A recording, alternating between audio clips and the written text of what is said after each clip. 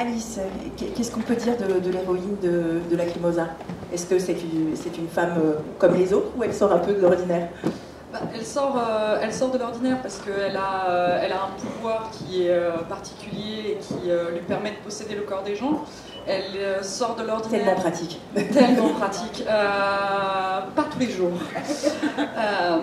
Mais du coup, elle pourrait répondre à cette question de qu'est-ce que ça fait d'écrire en tant que mec. Mais contrairement à nous toutes qui n'avons jamais été des hommes, elle saurait.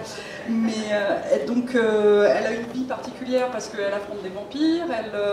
Non, ça se passe pas très bien pour elle, hein, clairement. Mais quelle était ta question? Pour rebondir sur ce qu'a dit Chloé, pourquoi choisir de mettre votre héroïne dans ces situations aussi désagréables? Déjà parce que si elle faisait la popote tous les jours, ça serait moins intéressant. Exactement. Je me vois mal tenir 300 pages sur « elle a acheté une baguette ». Et en dehors de ça, je pense que c'est une manière métaphorique de montrer la force de caractère et la puissance de ces filles qui n'ont pas froid aux yeux, qui n'ont pas peur, qui sont courageuses. C'est compliqué de les montrer courageuses dans notre vie quotidienne. Enfin, je veux dire, en tant que... Oh, je suis désolée, ça va ressembler à un discours féministe terrible. Mais en tant que femme, tous les jours, on affronte des défis insurmontables, sauf que quand vous le racontez dans un bouquin, c'est pas passionnant. C'est aujourd'hui, j'ai réussi à faire la vaisselle et je ne me suis pas cassé un ongle. Oh mon Dieu.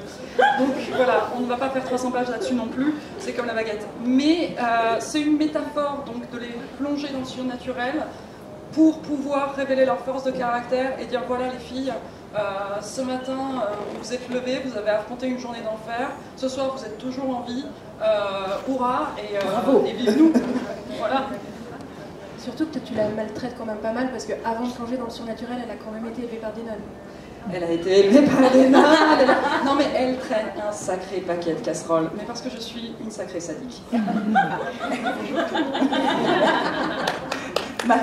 Marika, et pour toi, est-ce qu'il y a aussi cette volonté de plonger, de parler baguette, évidemment, de fromage suisse, de choses que tu connais bien, mais sinon, est-ce qu'il y a la volonté de plonger cette jeune femme qui a un sale caractère, on peut le dire, à la base, face à des situations qui peut-être peuvent l'amener à travailler ce caractère, à le mettre en avant? Moi, j'avais...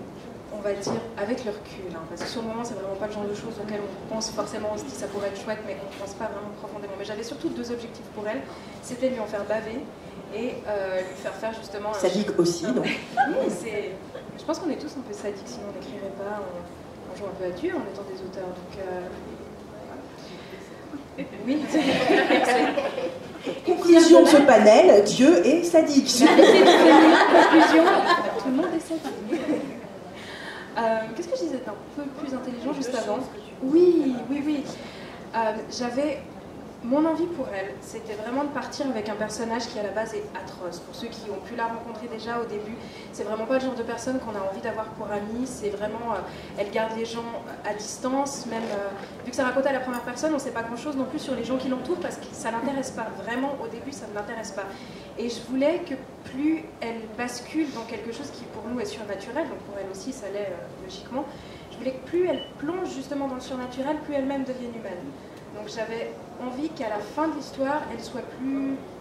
C'est pas plus douce, mais elle soit plus... Vivable.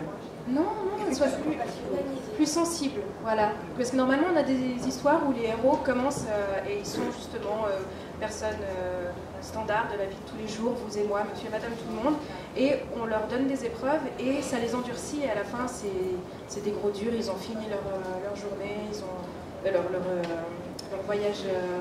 c'est bien, hein, voilà, leur voyage initiatique. Et ils sont plus forts qu'à la base, et la mienne, je la voulais déjà trop forte au départ, et qui devait justement s'humaniser.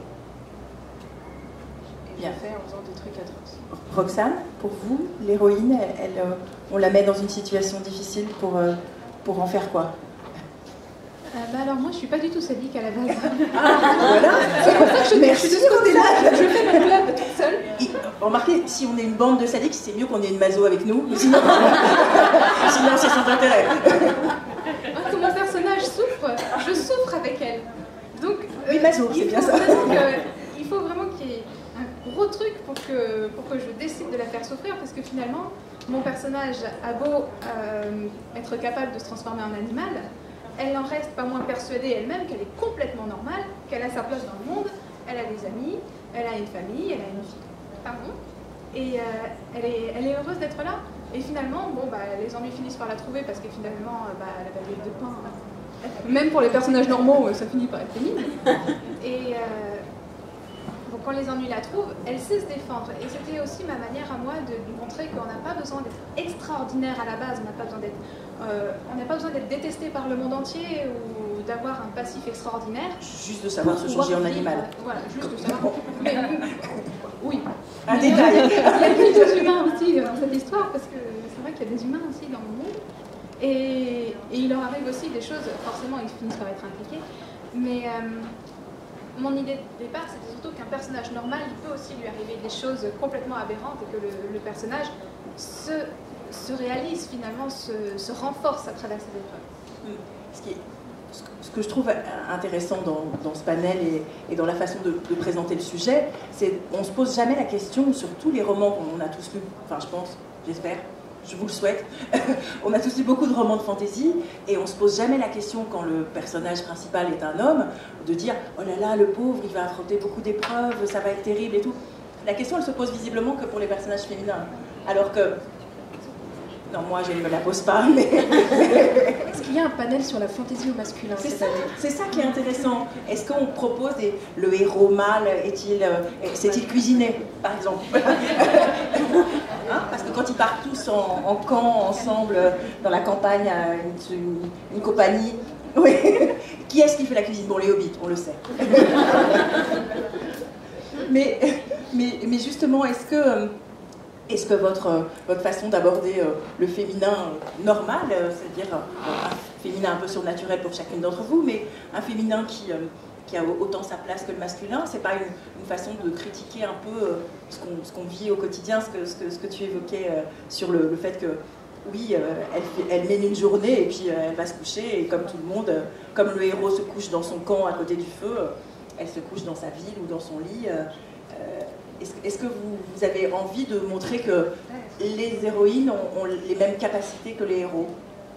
Moi, j'ai surtout, en entendant ta question, la chose que j'ai pensé, que peut-être là où on est vraiment féminine, où on est réaliste, c'est qu'il me semble que dans tous les livres que je lis, malgré l'aspect surnaturel, ça reste justement l'aspect féminin, l'aspect femme, ça reste la vie de tous les jours.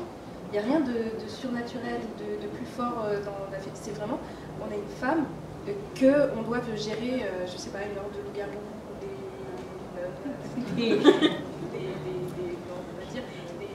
voilà, quelle que soit la créature surnaturelle, on reste avec nos problèmes de femme. Donc est-ce que ça fait... est-ce qu'on essaie de s'affirmer du coup vis-à-vis de... Non, on essaie juste d'être normal. C'est mon avis. Vanessa, vous avez aussi des personnages normaux? Je pensais qu'en entendant Marika, finalement, je me dis que non. Parce que, comme j'ai dit, mes deux héroïnes sont mortes. Une, c'est un ange, l'autre, c'est un vampire. Et leur vie étant totalement chamboulée, elles ont plus de quotidien. Et en fait, ce sont des femmes, hein, on peut pas le nier. Hein, mais j'avoue que je ne pense pas à elles en termes de femmes, justement... elles ne vont pas se préoccuper, par exemple, des vêtements, elles ne vont pas se préoccuper de leurs cheveux. Là, j'ai lu une romance dernièrement où le héros s'extasiait, comme quoi, même dans des conditions hyper difficiles, alors qu'elle est en train de traquer un monstre qui, pour sauver sa petite sœur, et qu'elle a fait 7 jours de randonnée dans la montagne horrible, l'héroïne, le matin, se coiffe. Et le héros s'extasiait dessus. Je veux bien qu'elle se coiffe, ça ne me dérange pas, hein, mais mes héroïnes, non, le premier truc qu'elle fait, elle fait un feu de camp pour manger et partir le plus vite possible, elle fait fondre un peu de neige, enfin... Je ne sais pas si c'est l'expérience GN, mais j'avoue que j'ai une approche assez pragmatique de certaines choses, où le matin, le premier truc qu'on fait, c'est, on n'avait pas l'eau courante, on allait au point d'eau du GN à 400 mètres chercher les bidons d'eau, parce qu'après il faisait trop chaud. Et ça, qu'on soit une femme ou un homme, les hommes physiquement sont quand même plus musclés, donc c'est mieux. Mais c'est vrai qu'en y réfléchissant, mes héroïnes ne sont pas particulièrement... Peut-être un peu de Jabila, parce que c'est vrai qu'elle se préoccupe un petit peu de l'apparence qu'elle a, parce qu'elle a intégré que l'apparence donne un pouvoir social. Donc elles s'en préoccupent. Mais autant... non mais tu disais qu'elles avaient des préoccupations... Je parlais pas du tout d'apparence, dans le sens c'est pas parce que... ce que j'essayais de dire, c'était pas que par exemple parce qu'il faut qu'elle aille chasser des vampires, elle va quand même prendre le temps de se maquiller. C'est que du genre, si jamais tu es confronté à quelque chose, quel que ce soit, tu vas réagir comme tu réagirais si tu devais choisir ta baguette. Tu vas pas... Oui,